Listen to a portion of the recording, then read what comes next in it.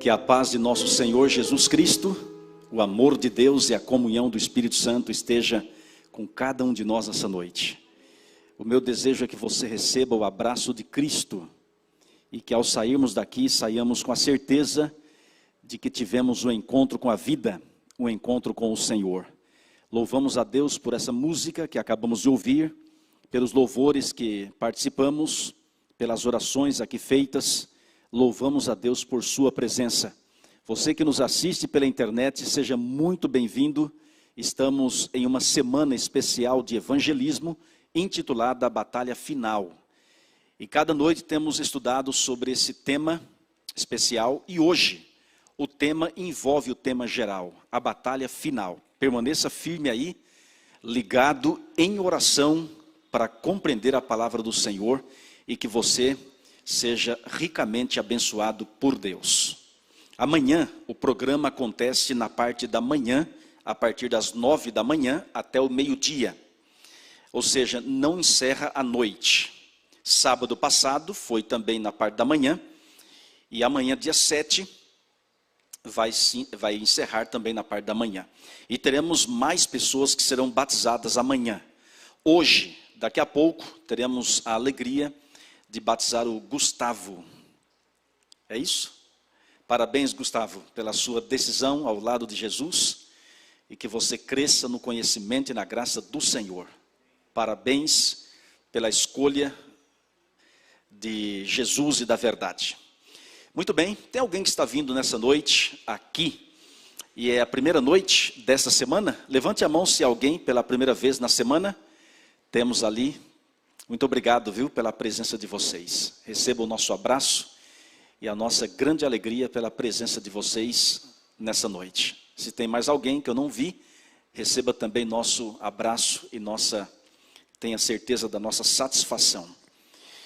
Amigos, agora vamos fazer uma prece ao Senhor, como é de costume, para depois abrirmos a Bíblia no assunto dessa noite. Oremos. Nosso maravilhoso Deus, eterno Pai, nosso Criador e mantenedor, elevamos a Ti a nossa prece uma vez mais para exaltá-lo, para adorá-lo e dizer que Te amamos porque o Senhor nos amou primeiro. O Teu amor, ó Pai, é infinito. O Teu amor é um amor incompreensível. É um amor que se manifesta todos os dias, mas um dia na cruz, o Teu Filho Jesus Cristo deu a vida por nós, manifestando o maior amor. O Senhor não está mais numa cruz, também não está na sepultura, o Senhor está vivo, o Senhor hoje está aqui conosco, mediante a pessoa do Espírito Santo. E nós pedimos que o Senhor abrace cada homem, cada mulher que está aqui, e cada internauta também. Por favor, ó Pai, perdoa os nossos pecados, lava-nos no sangue de Cristo e nos batize com o Espírito Santo. Envia os teus anjos para que estejam conosco aqui dentro desta igreja, ao redor e ao derredor da mesma. O nosso pedido ao Senhor é por proteção e também por iluminação, porque sem o Senhor nada podemos fazer. Toma conta da nossa vida e convidamos o Senhor para falar ao nosso coração, nos ensinar a tua verdade e o teu caminho. Pai querido, quando o Senhor Jesus retornar a essa terra, com seus milhões de anjos, que todos aqui estejamos prontos, preparados para subir e viver contigo por toda a eternidade. Que absolutamente nada atrapalhe a nossa salvação. Por isso, ó Pai, oramos e agradecemos nos méritos de Jesus Cristo, nosso Senhor e Salvador. Amém. Maravilha. Amigos, de acordo com a palavra do Senhor, Jesus nasceu de uma virgem. Viveu nessa terra 33 anos e meio. Foi tentado em todas as coisas a nossa semelhança, mas sem pecado. Jesus Cristo numa sexta-feira, às 3 horas da tarde, morreu. No sábado, descansou na sepultura. E no domingo de madrugada, ressuscitou. A tumba está vazia, o túmulo está vazio, porque o nosso Deus está vivo. Após 40 dias, com os seus discípulos, dando as últimas instruções, do Monte das Oliveiras subiu aos céus. E desde então Jesus está nos céus. A pergunta é: o que Jesus está fazendo hoje, lá no céu, e todo esse tempo? Porque se fizermos os cálculos, está lá aproximadamente 2000 anos. Nessa noite nós queremos estudar sobre a intercessão de Cristo e sobre a batalha final. Abra sua Bíblia no livro de Hebreus, por gentileza. No capítulo 7, o verso 25. Hebreus capítulo 7 e o verso 25. Veja o que Jesus está fazendo agora lá no céu. Hebreus capítulo 7 e o verso 25 diz assim: por isso também pode salvar totalmente os que por ele se chegam a Deus, vivendo sempre para interceder por eles. Até aí. De acordo com esse verso, Jesus hoje está intercedendo por nós no santuário celestial. Por gentileza, volte aí 1 ou 2 páginas e vá para o capítulo 4 de Hebreus. E vamos ler os versos 14, 15 e o 16. Hebreus capítulo 4, versículo 14, 15 e o 16 diz assim: tendo, pois, a Jesus, o Filho de Deus, como grande sumo sacerdote, que penetrou os céus, conservemos firmes a nossa confissão. Porque não temos um sumo sacerdote, ou não temos sumo sacerdote, que não possa compadecer-se das nossas fraquezas. Antes, foi ele tentado em todas as coisas à nossa semelhança, mas sem pecado. Verso 16. Acheguemo-nos, portanto, confiadamente, junto ao trono da graça, a fim de recebermos misericórdia e acharmos graça para socorro em ocasião oportuna. Até aí. Amigos e amigas, de acordo com esses versos, Jesus é o nosso grande sumo sacerdote. No santuário terrestre, que era uma tenda portátil, construída por Moisés e sua equipe, ordenados por Deus. Nesse santuário, meus amigos, que vagueava no deserto, à medida que o seu povo caminhava, havia pelo menos 2 compartimentos e o pátio. O lugar santo, que era 2 vezes maior do que o lugar santíssimo, ali, meus amigos, era feito um tipo de ritual diário, devido àquilo que acontecia no pátio do santuário. Se você vivesse na época de Moisés e cometeu algum pecado, a sua consciência pesou, o Espírito Santo falou ao seu coração, e aí você se arrepende, você deve confessar e abandonar o pecado. Mas você não confessava o seu pecado em nome de Cristo, em nome de Jesus, porque ele não havia ainda nascido nessa terra nem morrido. Havia somente as profecias com respeito à sua primeira vinda. Então, o que é que você deveria fazer? Tinha que pegar um cordeirinho de 1 ano de idade, sem defeito físico, sem mancha.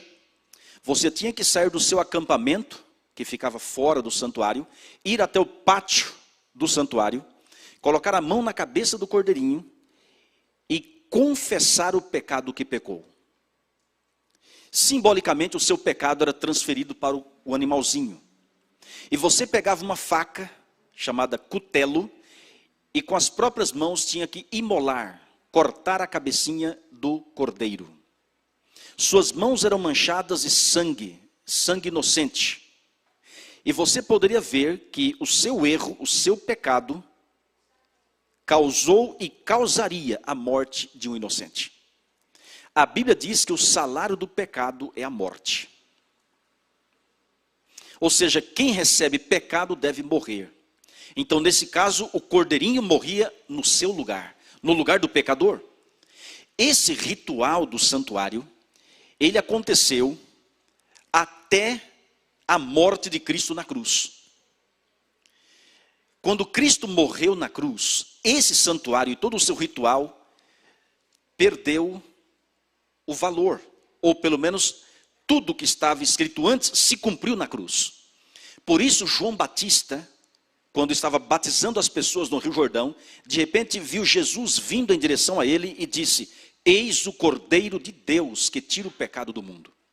Então hoje Jesus é o meu e o seu Cordeiro. Ele é a sua e a minha oferta. E nós matamos Jesus. Ou seja, nossos pecados recaíram sobre ele. Jesus morreu no seu lugar, no meu lugar, assim como nós ouvimos a música hoje aqui. Jesus tomou o meu e o seu lugar. Ele pagou o preço. Agora, voltando ao ritual do santuário terrestre, o sacerdote escolhido para isso, ele tinha uma bacia pequenininha. Ele pegava, ele aparava o sangue do animalzinho que você cortava, que a pessoa, no caso, tinha que imolar. Esse sangue caía num recipiente e ele entrava no lugar santo.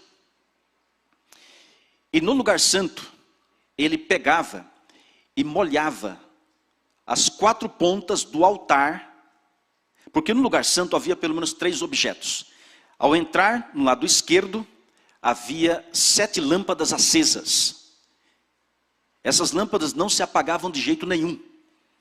E elas representavam Cristo, a luz do mundo, que nunca deixou de brilhar, e representava também as 7 igrejas do Apocalipse. Ao lado direito havia uma mesa com 12 pães, 6 aqui e 6 aqui. Eram os pães da proposição, representando Cristo, o pão da vida, e os 12 apóstolos.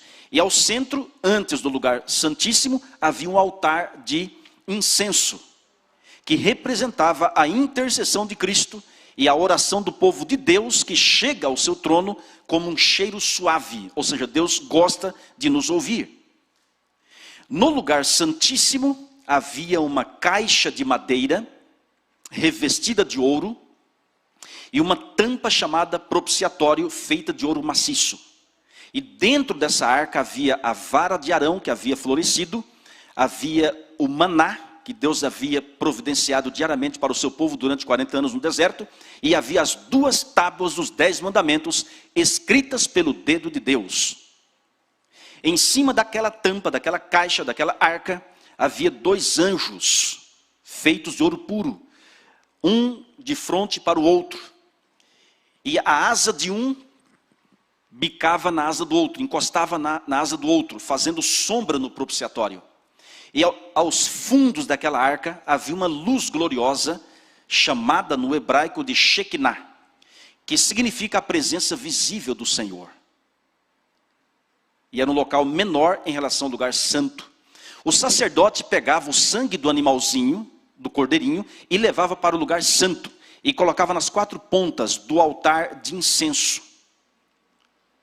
Com isso, meus amigos, o santuário terrestre era contaminado durante 1 ano. Ao final de 1 ano, em uma época chamada dia 10 do 7º mês, o dia da expiação, o famoso Yom Kippur, era o dia do juízo, o dia da purificação do santuário. E nesse dia, só entrava no lugar santíssimo o sumo sacerdote.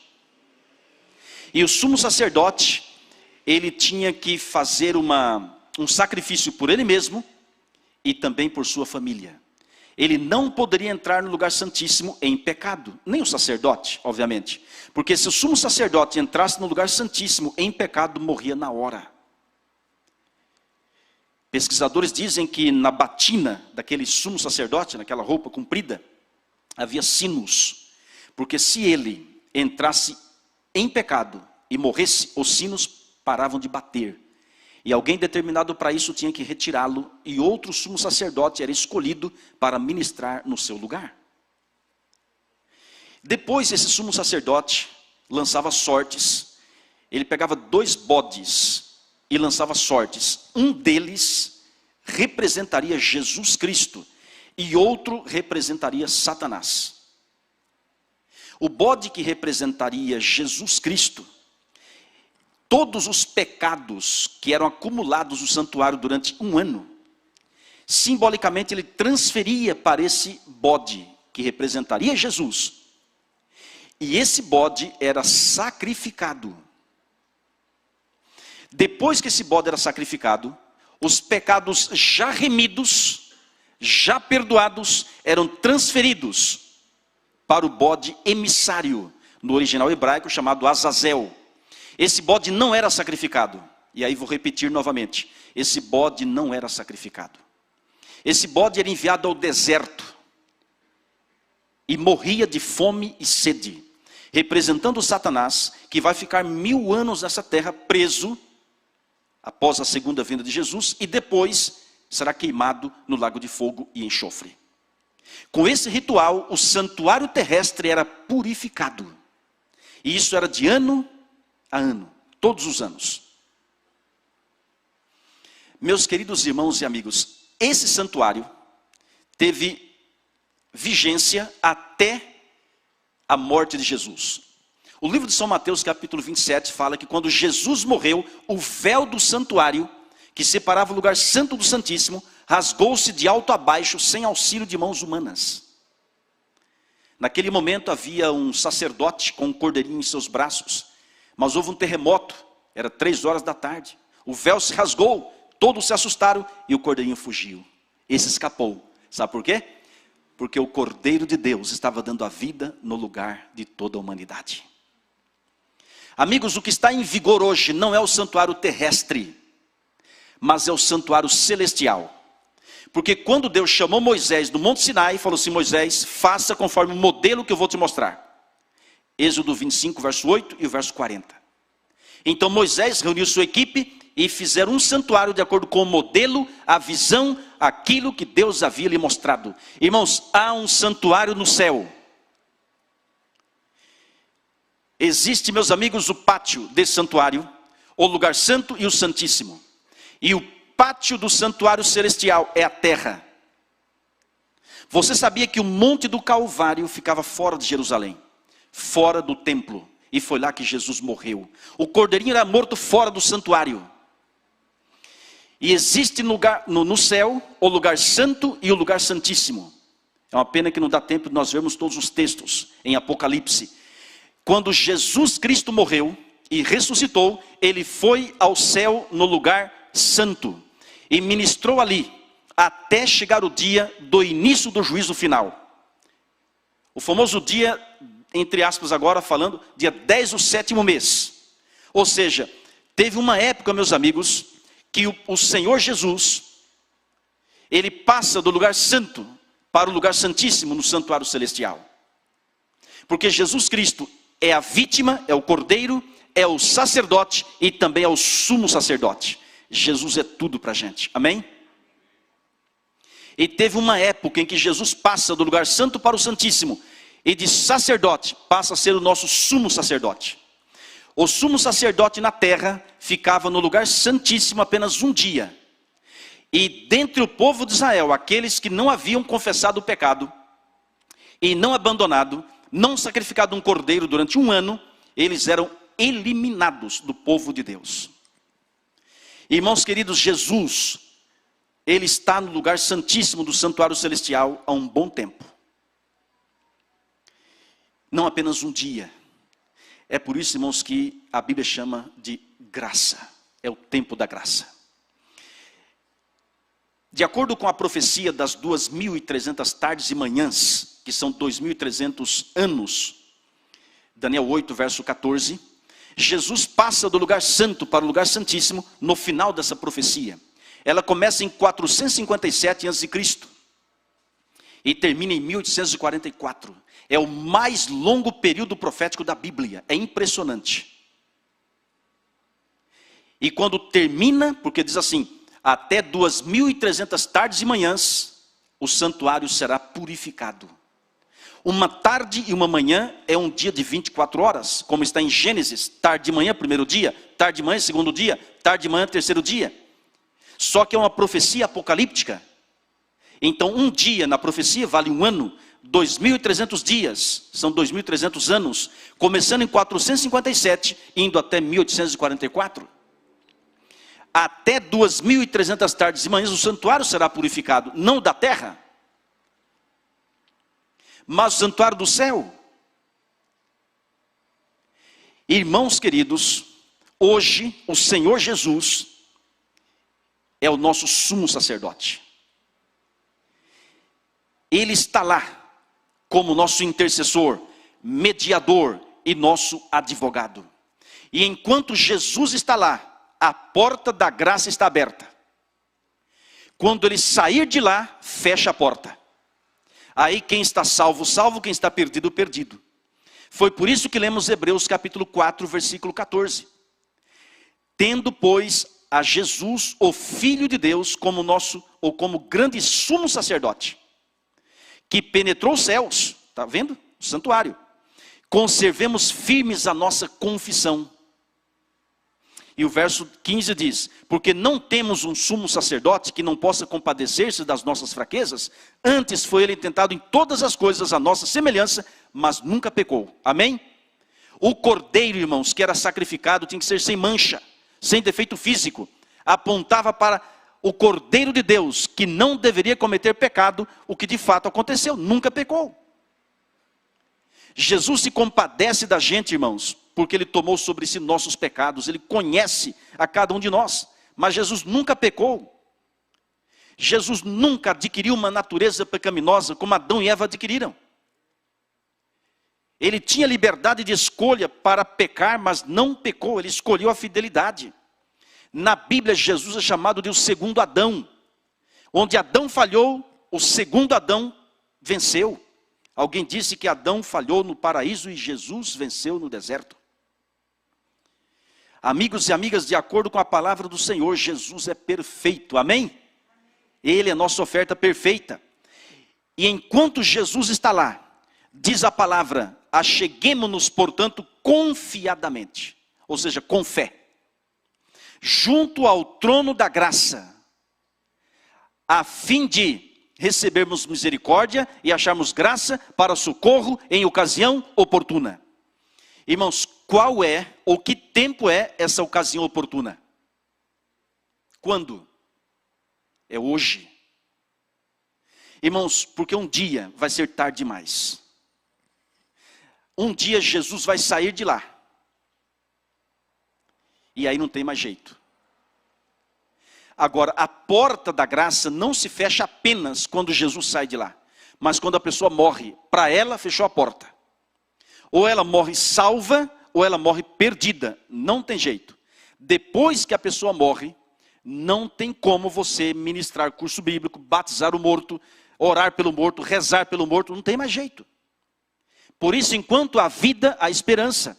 É por isso que nós fazemos apelos todas as noites, a gente ministra curso bíblico, as igrejas estão aí pregando o evangelho, os pastores, líderes, membros, todos nós.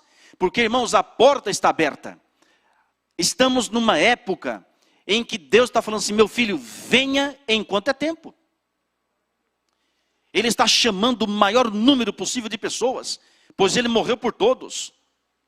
Diz a palavra que o Senhor não retarda a sua promessa, como alguns a julgam demorada.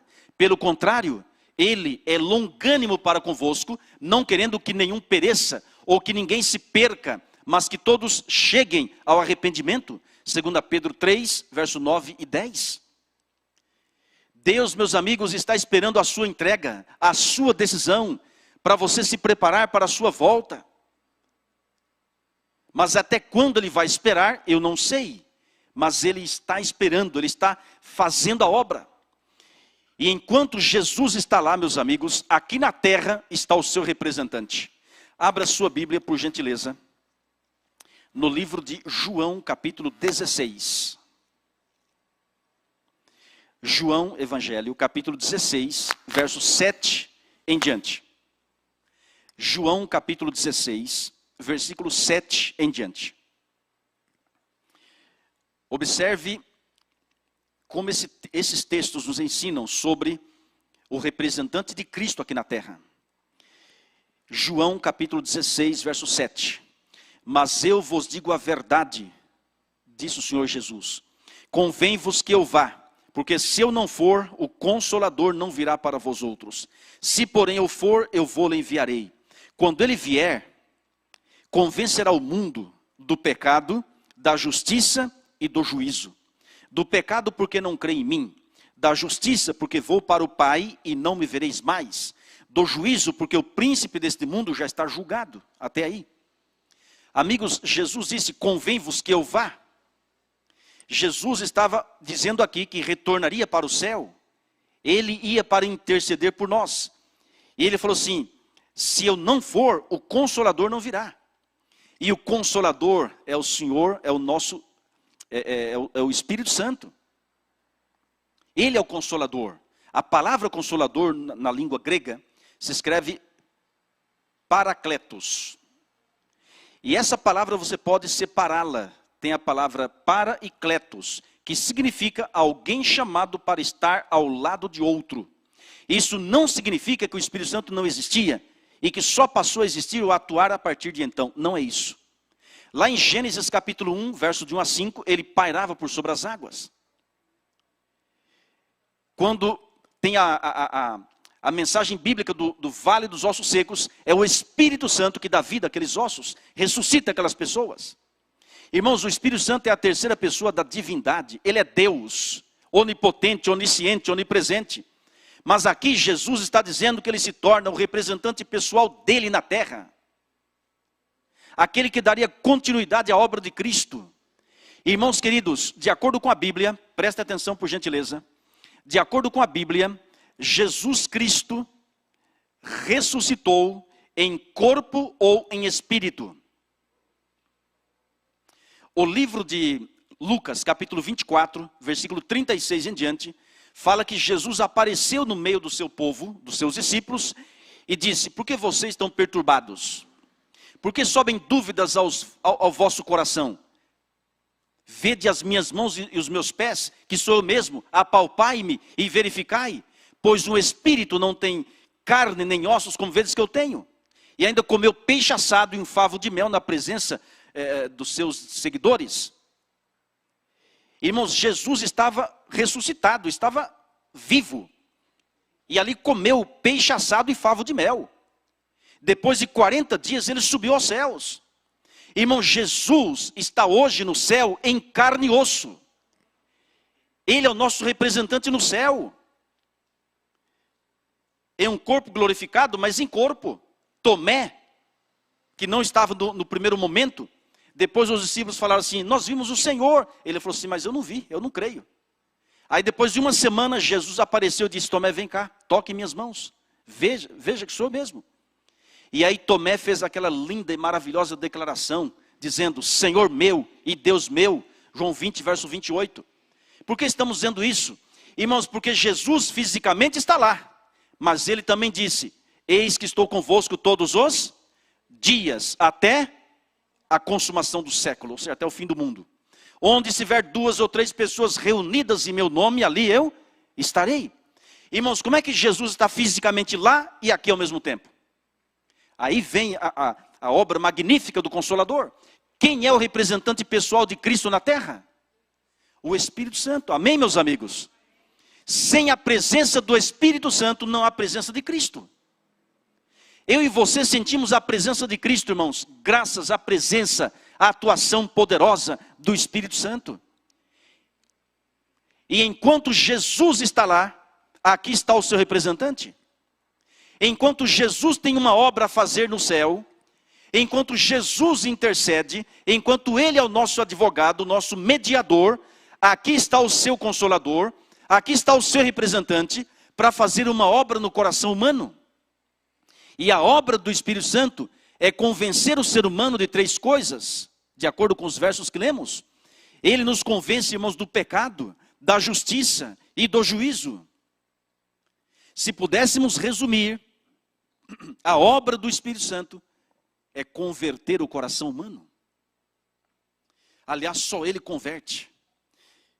Quem faz a obra na vida humana, irmãos, não é o pastor Raimundo, não é o pastor Roger, não é o Gilmar, o ancião, o irmão pastor Luiz, pastor Arilton. Irmãos, quem converte é o Espírito Santo. Não há vida, não há pessoa que ele não possa transformar. Não há pessoa que foi tão longe que não possa voltar.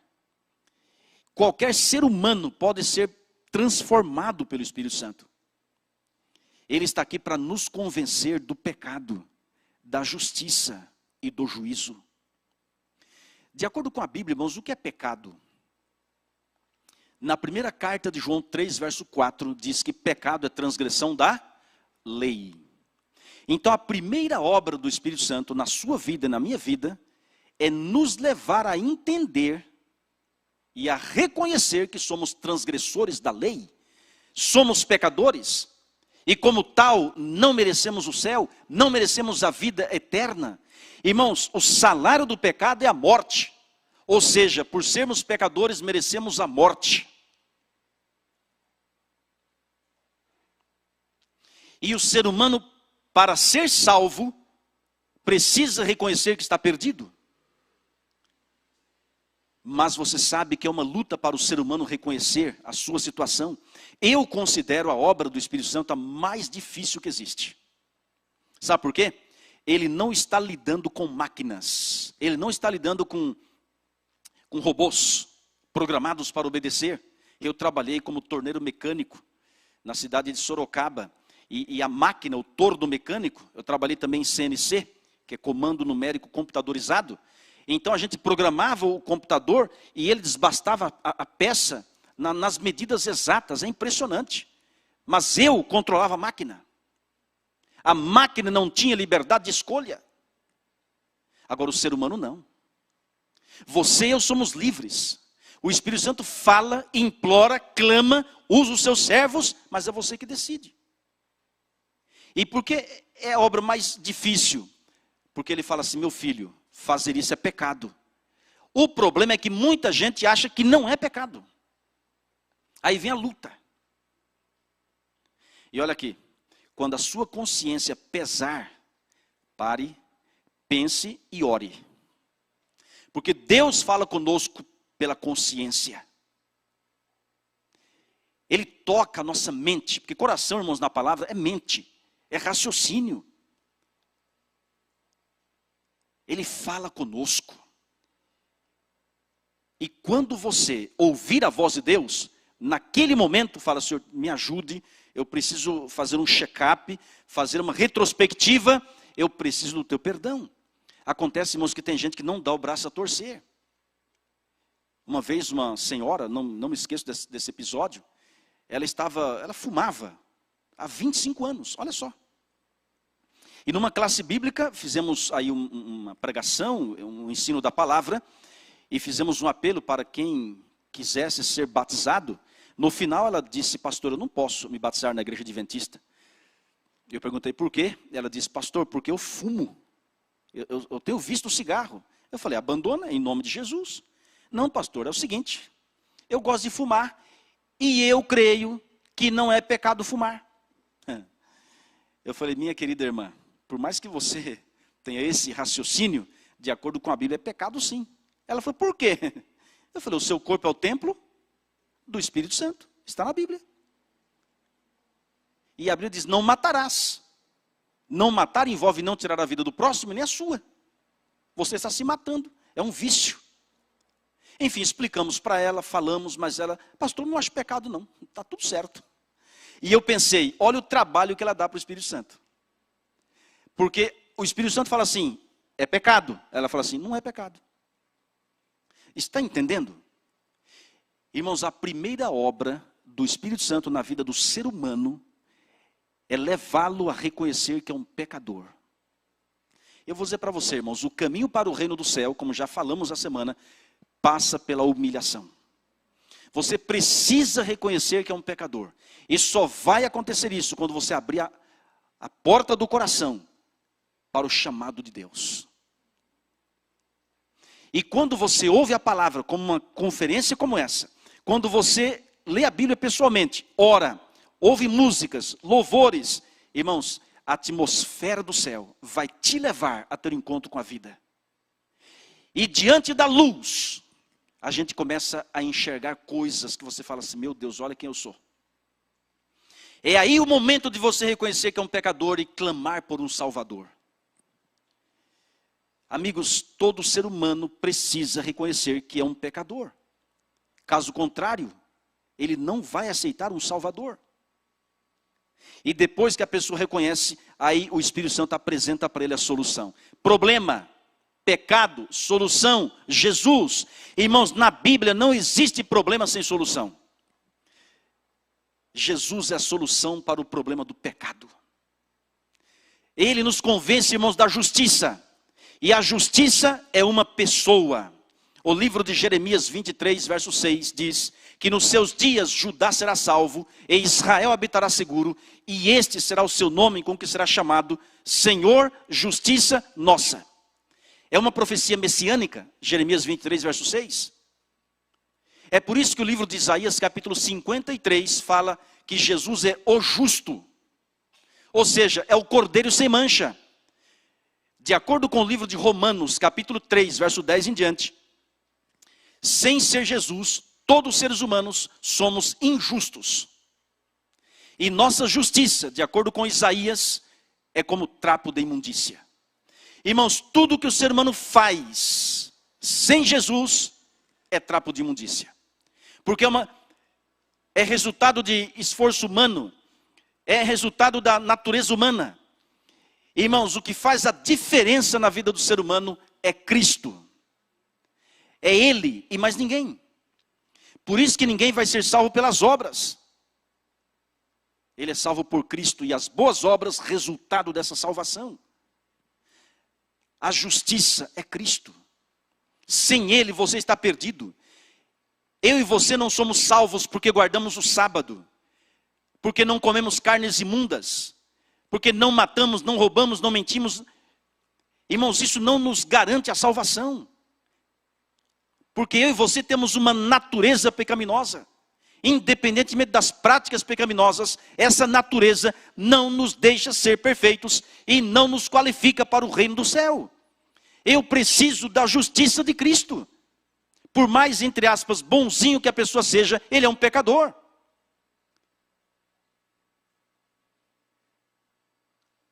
A parábola do fariseu e do publicano é muito clara. Quando Jesus disse que o fariseu e o publicano foram ambos ao templo para orar, estavam em pé, e o fariseu orava de si para si, e dizia, ó Deus, graças te dou, porque eu não sou como os demais, nem como esse publicano aí. Eu jejuo 2 vezes por semana, devolvo o dízimo de tudo quanto eu tenho, e agora eu vou imaginar. Ele arrancou do bolso uma lista e disse, eu guardo o sábado, eu prego, eu dou estudo bíblico, eu faço aquilo outro, eu ajudo os pobres. Senhor, está vendo? Eu mereço.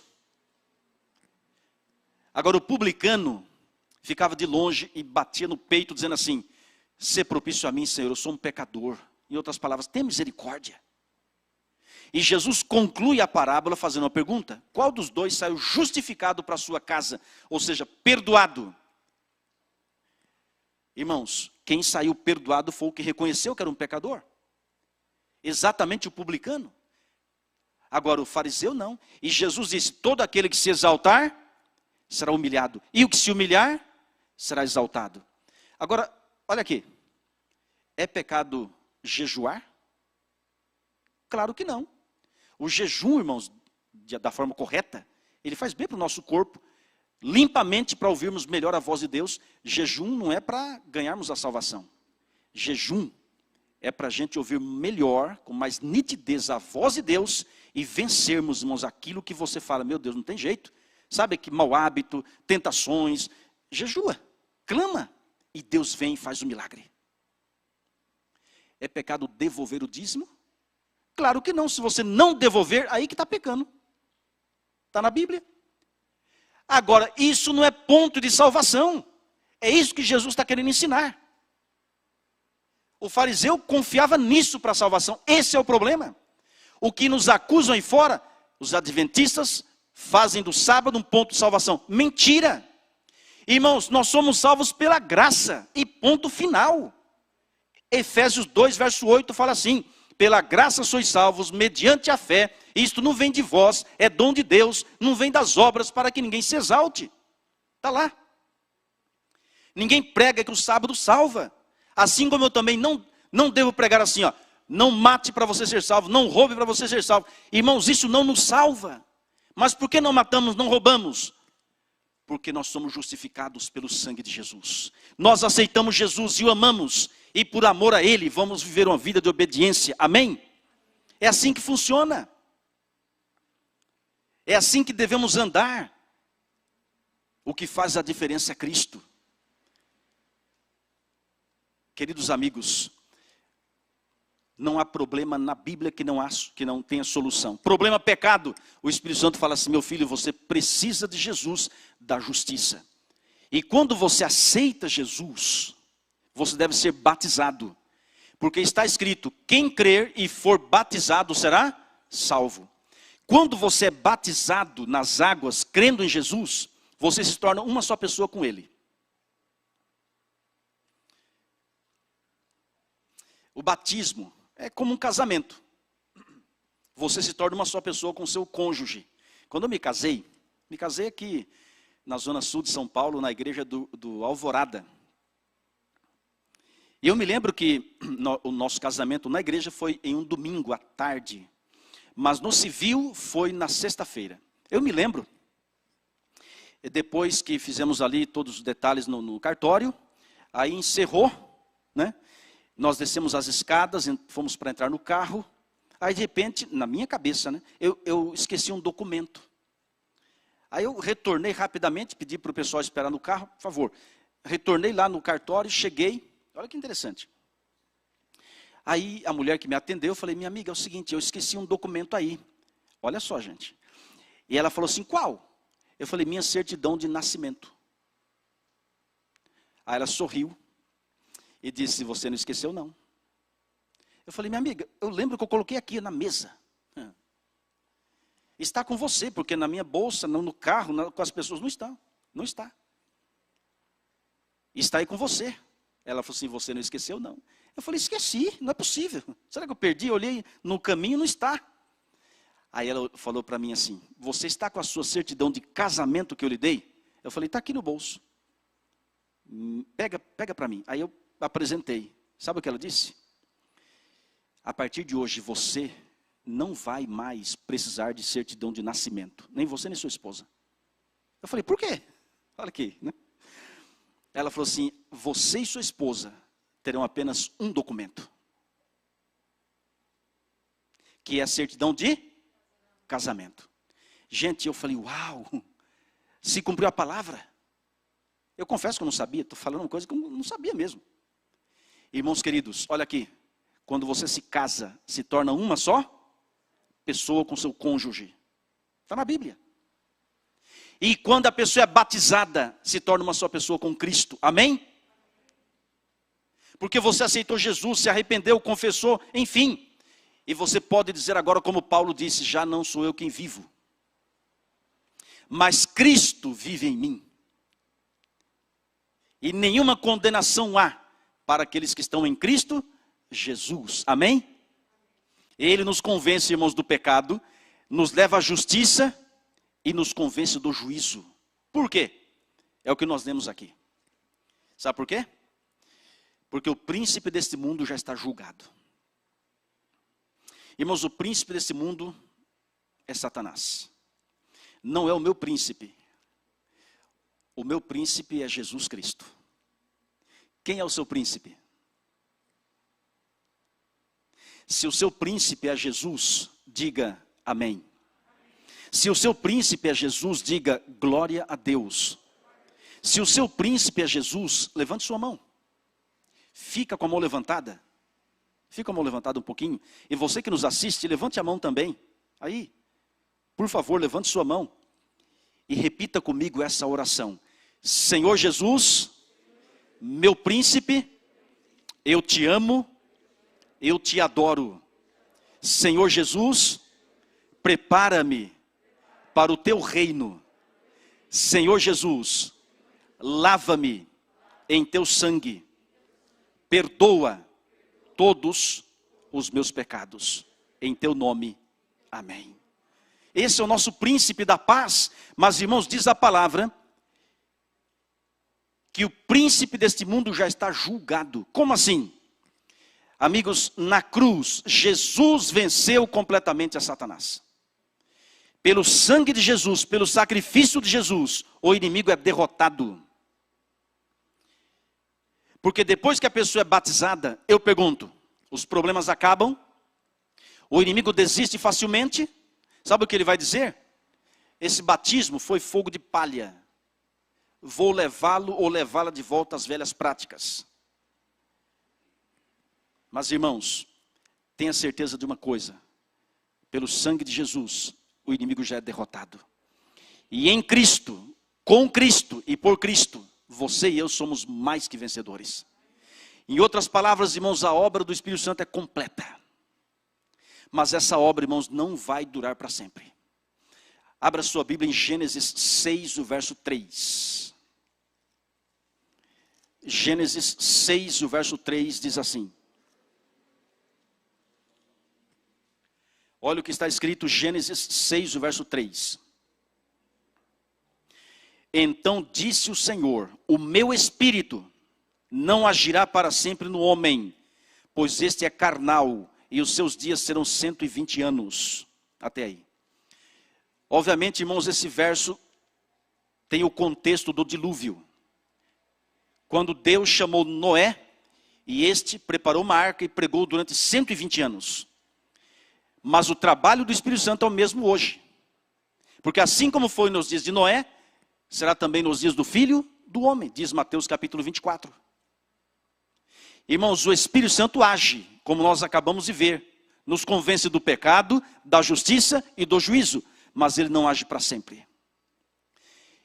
Irmãos, se o ser humano finalmente não quiser, não aceitar, ele vai respeitar.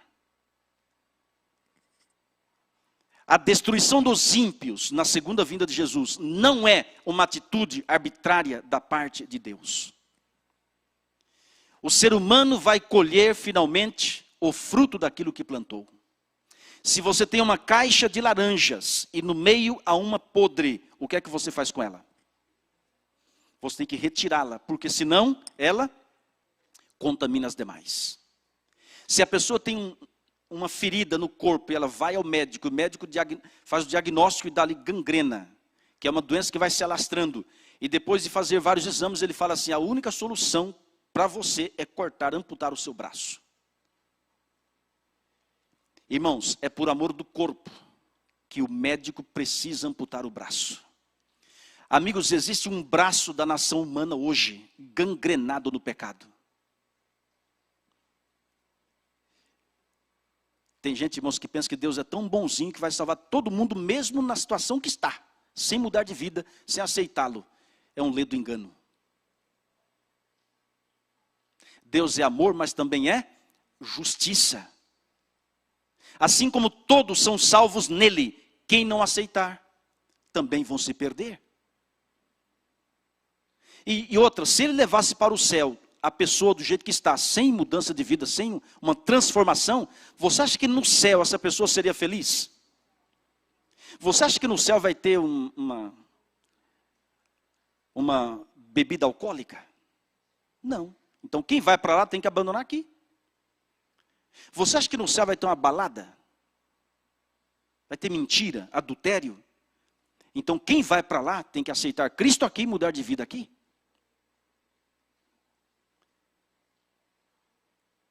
Quando a gente prega isso, tem gente que se assusta. Mas eu digo para você, meus amigos, não podemos fugir da palavra do Senhor.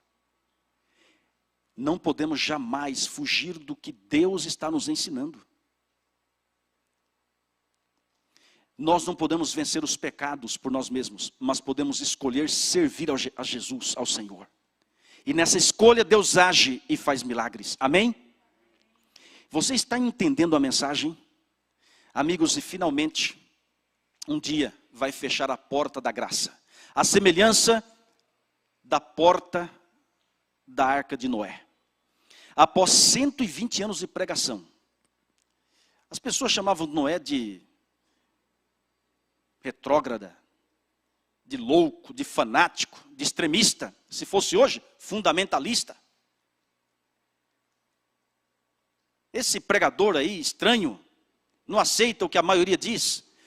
Onde já se viu, Noé, nunca choveu na terra, e você está dizendo que vai chover, e você sabia que nunca havia chovido na terra até o dilúvio?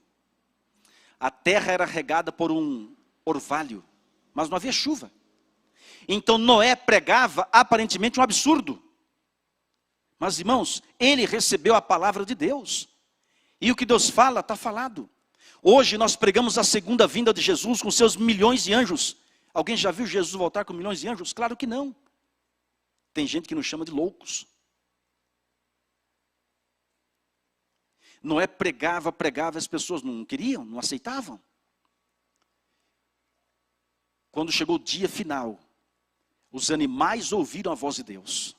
7 pares de animais limpos e um par de animal imundo, para a preservação da espécie, entraram na arca, comandados por anjos invisíveis aos olhos humanos.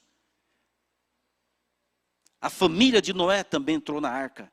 E antes de Noé entrar, fez o último apelo, um último chamado, um último convite.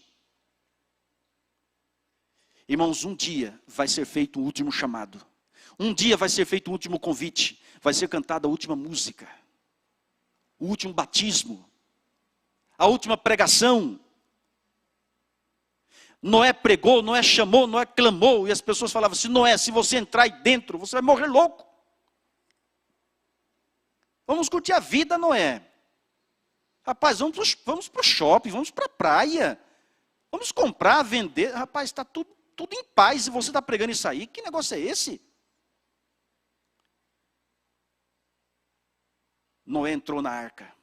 Um anjo, invisível aos olhos humanos, veio e fechou aquela enorme e pesadíssima porta de madeira. Colocou betume para não entrar água e fechou por fora, lacrou por fora. E Noé fechou por dentro. E o povo lá fora, de acordo com a Bíblia, comiam, bebiam, casavam, davam-se em casamento, compravam, vendiam, construíam, entre aspas, tudo em paz. Passaram um dia, não choveu. 2 dias, também não choveu. 3 dias, nada de água. 4 dias, cadê a chuva? E o povo lá fora, Noé, sua família, os animais lá dentro, e o povo dizia assim, está vendo, Noé? Nós não falamos que você estava louco? Ó, 4 dias, cadê a chuva? Onde está o seu Deus? Rapaz, saia daí enquanto é tempo. Vai morrer louco aí dentro. E Noé clamava a Deus e falava, Senhor, cadê a chuva? O Senhor prometeu.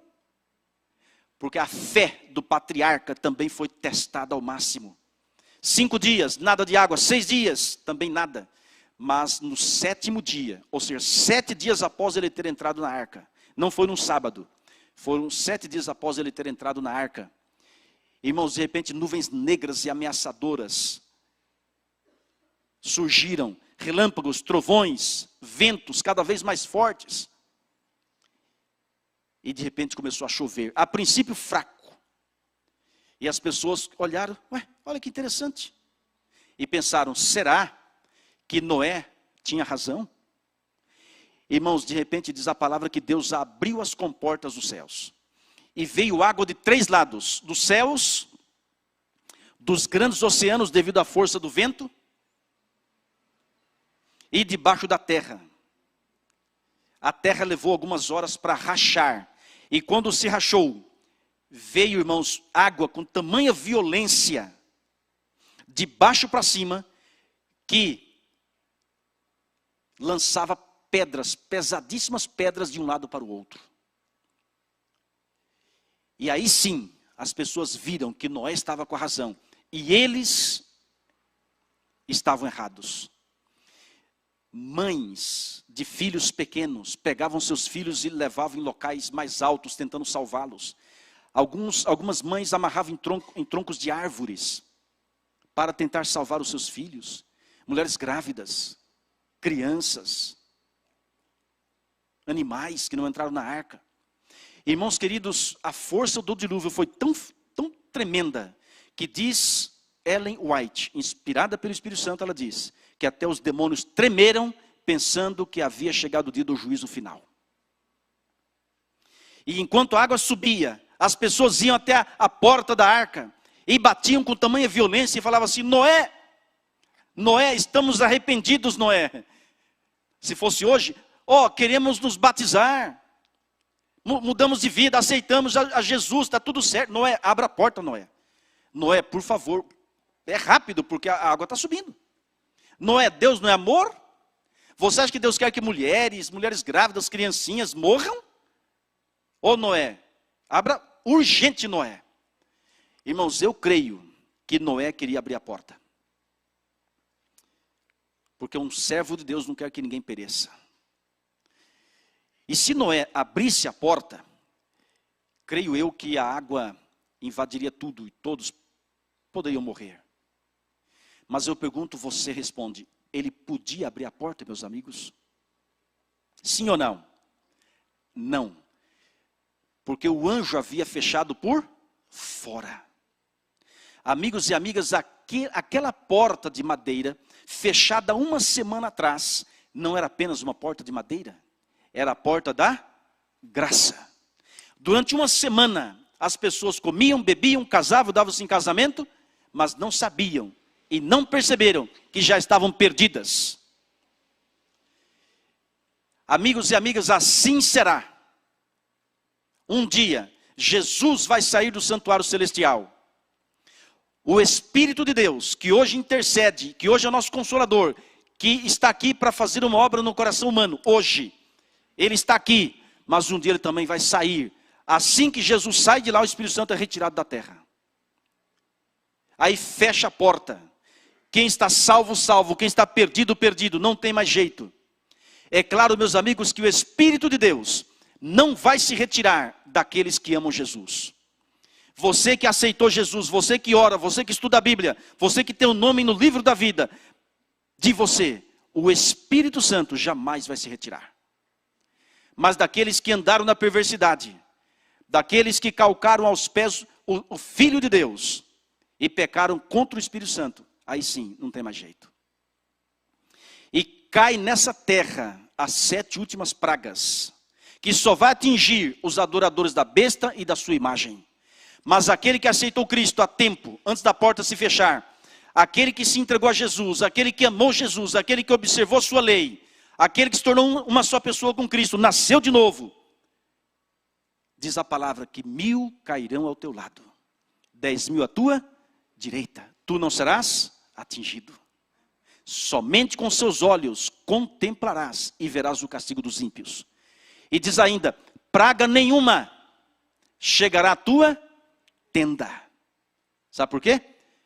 Porque você fez de Jesus o seu abrigo, aquele que habita no esconderijo do Altíssimo e descansa à sombra do Onipotente. Esse diz ao Senhor, esse sim, amigos, hoje é o tempo, hoje é o dia, a porta está aberta. No final das pragas, são 7 últimas, nenhuma delas começou a cair ainda. A epidemia, que se tornou pandemia, não é uma das 7 últimas pragas. É um dos grandes sinais. Mas, irmãos, se você ler Apocalipse capítulo 16, o mar vai se transformar em sangue. As fontes das águas. O sol vai esquentar muito mais. E são 7. Aí no final das 7, irmãos, surge logo no Oriente uma pequena nuvem, a princípio negra, do tamanho da metade da mão de um homem, bem pequenininha. Mas ao se aproximar da terra, se torna em uma grande nuvem branca. São os milhões e milhares de anjos tocando trombeta. Um som como você nunca ouviu. Uma luz gloriosa como você nunca viu. Assim, quando Jesus nasceu, milhões de anjos cantaram, glória a Deus nas alturas, e paz na terra aos homens, aquele que quer muito bem.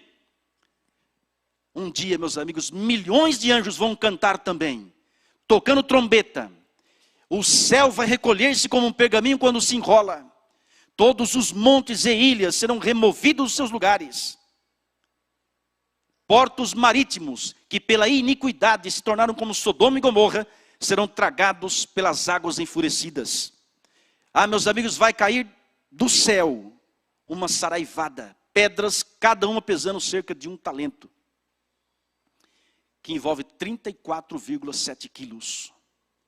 Essa chuva de pedra que deu no Rio Grande do Sul, que parecia cada um ovo, né? Não sei se você viu na internet, já causou estrago. É por isso que Jesus disse que não ficará aqui pedra sobre pedra que não venha a ser derribada. Irmãos, tudo vai estar em convulsão. Todo o planeta vai sofrer um abalo sísmico, um terremoto. E não estamos inventando, não. Mas o povo de Deus, onde estiver, estará protegido. Sua água será certa, o seu pão será dado. Anjos poderosos estarão com você. Amigos, o final será espetacular. Todas as vezes que Deus desceu para livrar o seu povo, também teve destruição. No dilúvio, houve salvação, mas destruição. Sodoma e Gomorra, houve salvação, mas destruição. Jericó, houve salvação, mas destruição. Amigos, na segunda vinda de Jesus, haverá salvação, mas também haverá destruição. Destruição do mal, do pecado, mas salvação para aqueles que estiverem preparados. Amém? E diz a palavra que o povo de Deus vai subir e encontrar Jesus nos ares. E estaremos para sempre com o Senhor. Ah, meus amigos e minhas amigas, aí sim, nunca mais dor, nunca mais lágrimas, nunca mais sofrimento, nunca mais a morte. Por sua graça e infinita misericórdia, viveremos com o Senhor por toda a eternidade. E é por isso que estamos aqui nessa noite. Estamos aqui para nos preparar. Ninguém é perfeito, mas Jesus é. E se você aceitá-lo, você aceita a perfeição, a justiça. Você aceita o perdão, você aceita uma nova vida, um novo coração. Você entendeu a mensagem de hoje? Você está entendendo, meus amigos, o que Deus está falando ao seu coração?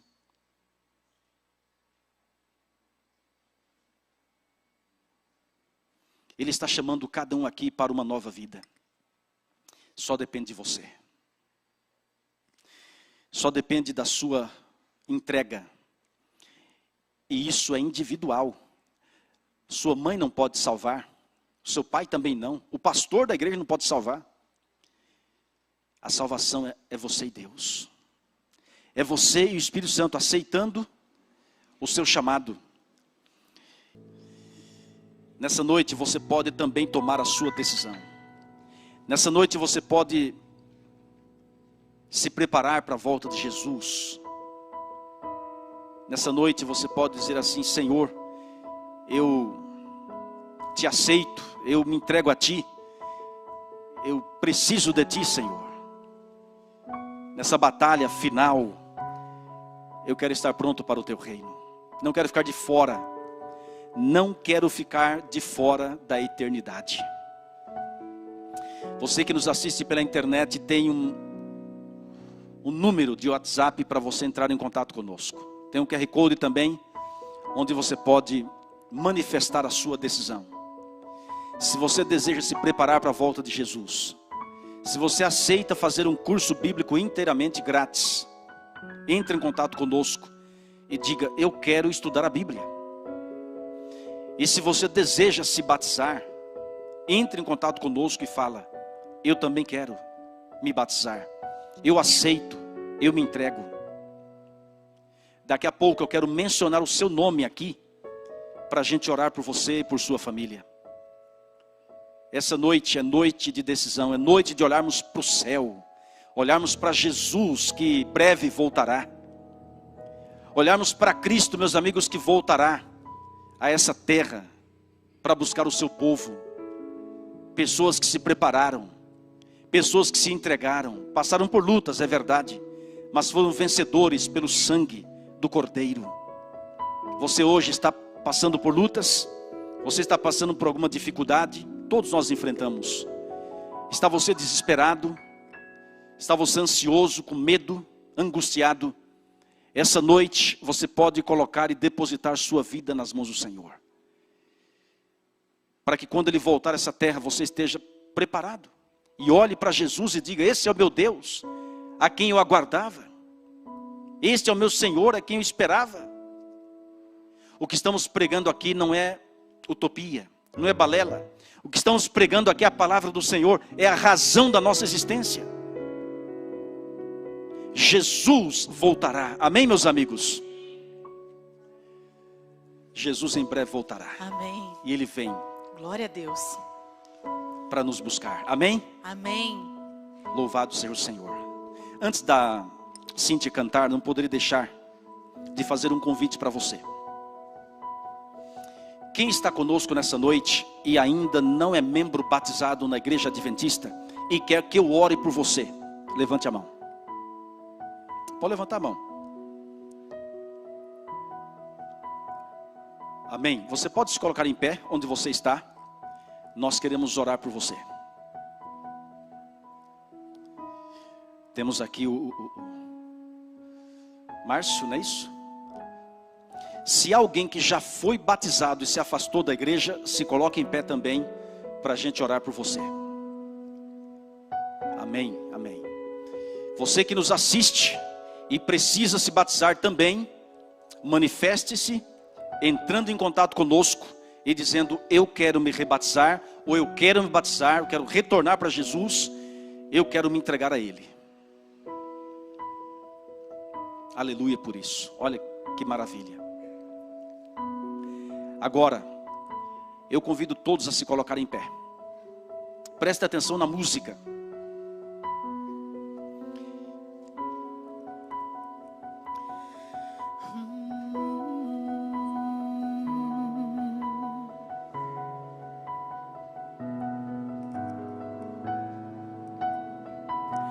Já refúgio a glória eterna de Jesus, o Rei dos Reis.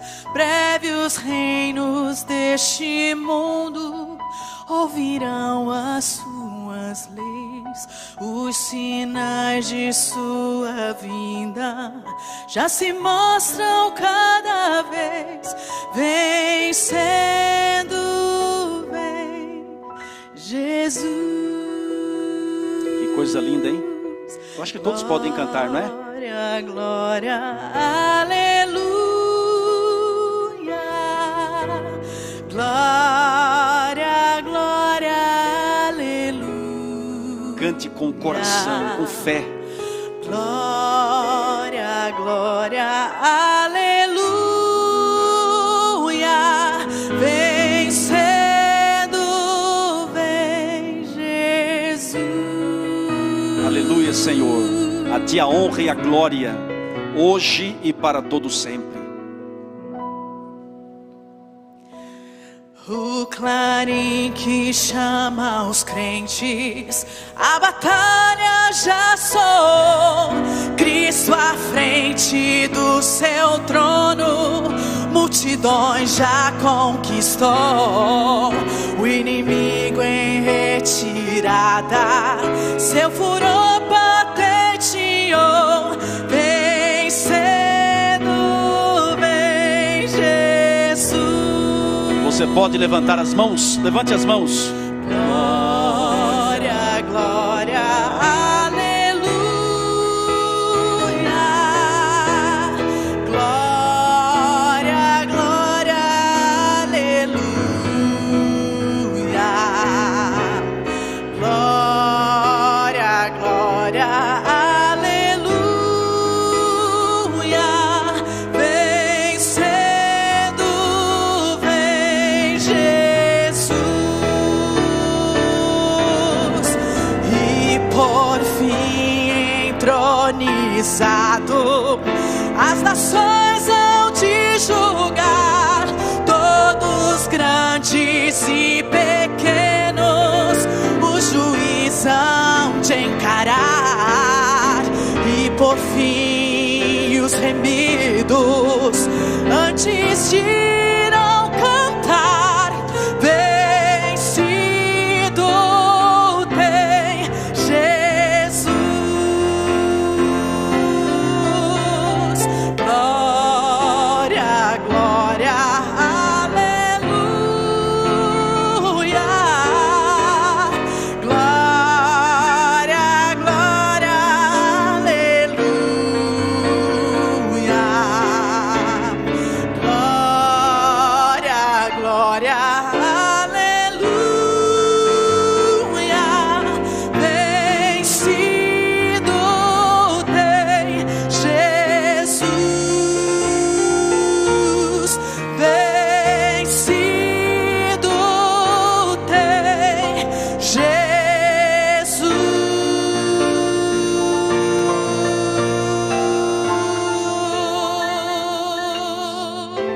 Amém? Que coisa linda, meus amigos. Que momento maravilhoso. Imagina aquele dia quando Cristo voltar. E subiremos para encontrá-lo, abraçá-lo e viver com Ele por toda a eternidade. Feche os seus olhos. Glorioso Deus, essa é a nossa maior esperança. A tua segunda vinda a essa terra. Quando o Senhor voltar, que nos encontre preparados. Abençoe, ó Deus, cada homem e cada mulher aqui da tua igreja, cada internauta, cada pessoa que esteve conosco essa semana de evangelismo. E ainda não encerramos, claro. Amanhã temos uma programação especial, Senhor, mas desde já te louvamos e agradecemos. Tua misericórdia, tua graça, o Senhor tem falado ao nosso coração. Por favor, ó Deus, nos ajude a sermos vencedores a cada dia. E te louvamos, porque Cristo já venceu. Ó Pai querido, abençoe cada um de nós. Nos dê a tua paz. Despeça-nos em paz. E amanhã de manhã nos traga de volta para juntos estudarmos a tua palavra. Em nome do Senhor Jesus Cristo nós oramos e agradecemos. Amém.